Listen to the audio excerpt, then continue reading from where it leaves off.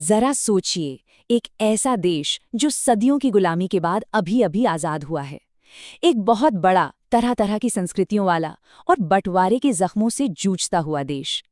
अब ऐसे देश के लिए एक कानून की किताब, एक संविधान बनाना कितना मुश्किल, कितना बड़ा काम रहा होगा। तो चलिए भारत के संविधान के बनने की इसी शानदार कहानी को समझते हैं। ये बात बिल्कुल सही है, ये सिर्फ कुछ कानून लिखने का काम नहीं था। ये तो आत्मनिर्णय का, अपनी किस्मत खुद लिखने का एक क्रांतिकारी कदम था। ये एक ऐलान था कि एक राष्ट्र अब अपनी नियति अपने हाथों में ले रहा है। एक साफ और बुलंद ऐलान कि अब से भारत पर सिर्फ और सिर्फ भारतीयों का ही राज होगा। इस पूरे सफर को अच्छे से समझने के लिए हम इसे 6 हिस्सों में देखेंगे। हम बात शुरू करेंगे कि ये एक क्रांतिकारी काम क्यों था, फिर देखेंगे कि इसकी मांग कैसे उठी, कौन लोग इसमें शामिल थे, इसका ब्लूप्रिंट क्या था, इसे बनाया कैसे गया, और आखिर में इसकी विरासत और आलोचनाओं पर भी नजर डालेंगे। तो सबसे पहले बात करते हैं सबसे बड़ी चुनौती की। सोचिए, एक तरफ बंटवारे का दर्द, दूसरी तरफ सैकड़ों रियासतें जो अपनी अपनी धुन में थीं, और इन सब के बीच अनगिनत भाषाएं, धर्म और संस्कृतियां। इन सबको एक साथ एक लोकतांत्रिक देश के झंडे के नीचे लाना, वाकई ये उस पीढ़ी की जिंदगी की सबसे बड़ी परीक्षा थी। अच्छा, एक बात जानना बहुत जरूरी है। ये जो संविधान सभा बनाने का आइडिया था ना, ये कोई रातों रात नहीं आया था। इसके पीछे दशकों का लंबा संघर्ष था। एक लगातार चलती आ रही मांग थी कि भारतीयों को अपना शासन खुद चलाने का हक मिलना चाहिए। इस सफर के कुछ अहम पड़ाव देखते हैं। देखिए, इसकी पहली चिंगारी 1934 में उठी, जब एम.एन. रॉय ने ये आइडिया सामने रखा। फिर 1938 तक आते आते जवाहरलाल नेहरू ने साफ कह दिया कि ये सभा भारतीयों द्वारा ही चुनी जाएगी, बिना किसी बाहरी दखल के। अंग्रेजों ने थोड़ा झुकते हुए 1940 के अगस्त ऑफर में पहली बार इस बात को माना, और आखिरकार 1946 में कैबिनेट मिशन प्लान के तहत संविधान सभा बन ही गई। लेकिन जैसा कि होता है, ये रास्ता इतना सीधा नहीं था। जैसे कि 1942 का क्रिप्स मिशन, वो फेल हो गया। क्यों? क्योंकि उस वक्त के दो सबसे बड़े दल, कांग्रेस और मुस्लिम लीग, देश का भविष्य अलग अलग देख रहे थे। कांग्रेस को डर था कि अगर प्रांतों को अलग होने का विकल्प दिया तो देश के छोटे छोटे टुकड़े हो जाएंगे। वहीं दूसरी तरफ मुस्लिम लीग ने इसे इसलिए ठुकरा दिया क्योंकि इसमें एक अलग पाकिस्तान बनाने की बात साफ साफ नहीं लिखी थी। तो चलिए अब देखते हैं कि इस ऐतिहासिक सभा में कौन कौन लोग शामिल थे। ये लोग कौन थे जो भारत की किस्मत लिखने जा रहे थे? असल में ये एक मिला जुला ग्रुप था। कुछ सदस्य तो चुने हुए थे, लेकिन अप्रत्यक्ष रूप से, और कुछ को रियासतों के राजाओं ने सीधे नॉमिनेट करके भेजा था। मतलब ये सीधे जनता द्वारा चुनी हुई सभा नहीं थी। शुरुआत में जब कैबिनेट मिशन प्लान के तहत ये सभा बनी तो इसमें कुल 389 सदस्य होने थे। इस संख्या में ब्रिटिश इंडिया और रियासतें सब शामिल थे। लेकिन फिर इतिहास ने एक बहुत बड़ा मोड़ लिया। देश का बंटवारा हो गया, और इस एक घटना ने सब कुछ बदल कर रख दिया। सभा का ढांचा भी। जो सदस्य पाकिस्तान के हिस्से वाले इलाकों से थे, उनके हटने के बाद ये संख्या 389 से घटकर सीधी 299 पर आ गई। ये नंबर बंटवारे की कहानी खुद ब खुद कह देता है। सभा बन गई, सदस्य तय हो गए। अब काम शुरू करने की बारी थी। और देखिए, किसी भी बड़ी इमारत को बनाने से पहले उसकी नींव रखी जाती है, उसका ब्लूप्रिंट तैयार होता है। हमारे संविधान का ब्लूप्रिंट था जवाहरलाल नेहरू का पेश किया गया उद्देश्य प्रस्ताव या ऑब्जेक्टिव्स रेजोल्यूशन।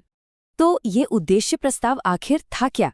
ये 13 दिसंबर 1946 को पेश किया गया एक विजन डॉक्यूमेंट था, एक तरह से आज़ाद भारत का मिशन स्टेटमेंट। इसी ने वो रास्ता और वो सिद्धांत तय किए जिन पर चलकर हमारा संविधान बना, और आज जो हमारे संविधान की प्रस्तावना यानी प्रिएम्बल है, वो इसी उद्देश्य प्रस्ताव का बदला हुआ रूप है। तो इस प्रस्ताव में क्या बड़े बड़े वादे किए गए थे? पहला और सबसे बड़ा वादा, भारत एक आज़ाद सॉवरेन रिपब्लिक होगा। दूसरा, सारी ताकत और अथॉरिटी का सोर्स जनता होगी। तीसरा, हर नागरिक को सामाजिक, आर्थिक और राजनीतिक न्याय, बराबरी और सोचने, बोलने और पूजा करने की आज़ादी मिलेगी। और चौथा, जो बहुत ही ज़रूरी था, अल्पसंख्यकों, पिछड़े और आदिवासी इलाकों की सुरक्षा की पूरी गारंटी दी गई। तो ब्लूप्रिंट तैयार था, लेकिन अब असली मेहनत का काम शुरू होना था। दुनिया का सबसे लंबा लिखा हुआ संविधान तैयार करना, ये वाकई एक पहाड़ जैसा काम था। एक असाधारण कोशिश जिसमें जबरदस्त मेहनत और लगन की जरूरत थी। और इस काम में वक्त कितना लगा? पूरे 2 साल 11 महीने और 17 दिन। सोचिए, लगभग 3 साल। ये सिर्फ दिन नहीं थे, ये दिन रात की मेहनत, हजारों घंटों की बहसें और एक एक शब्द पर हुई चर्चा का नतीजा थे। अब इतना बड़ा काम कोई एक इंसान तो कर नहीं सकता था, इसलिए काम को बांटने के लिए कई कमेटियां बनाई गईं।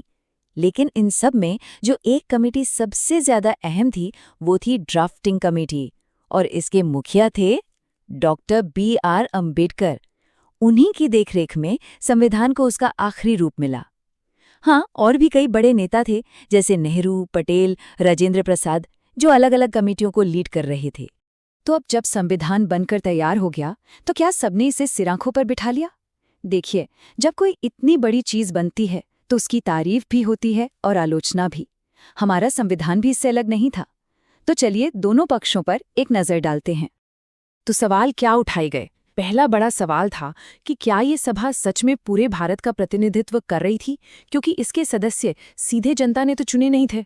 दूसरा ऐतराज ये था कि ये तो अंग्रेजों के बनाए प्लान पर बनी थी, तो ये पूरी तरह से सॉवरेन यानी आज़ाद कैसे हुई? एक और बड़ी बात कही गई कि इसमें तो बस कांग्रेस पार्टी का ही बोलबाला था। और हाँ, वकीलों की संख्या इतनी ज्यादा थी कि संविधान की भाषा आम लोगों के लिए काफी मुश्किल हो गई।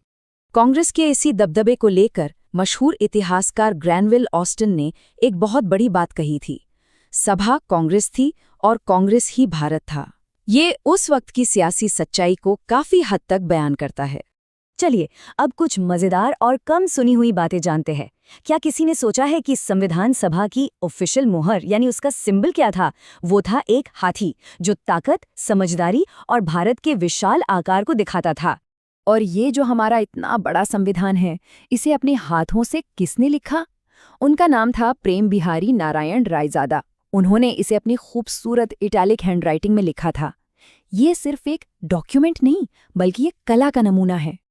बात यहीं खत्म नहीं होती। सिर्फ लिखावट ही नहीं, संविधान के हर एक पन्ने को शांति निकेतन के बड़े बड़े कलाकारों ने सजाया था, जिनमें नंदलाल बोस जैसे नाम शामिल थे। उन्होंने इसे एक कानून की किताब से कहीं ज्यादा एक सांस्कृतिक खजाना बना दिया। तो आज 75 साल से भी ज्यादा समय के बाद हम इस सवाल पर आकर रुकते हैं, ये दस्तावेज, ये किताब आज 1 अरब से ज्यादा लोगों की जिंदगी को कैसे चला रही है, कैसे दिशा दे रही है?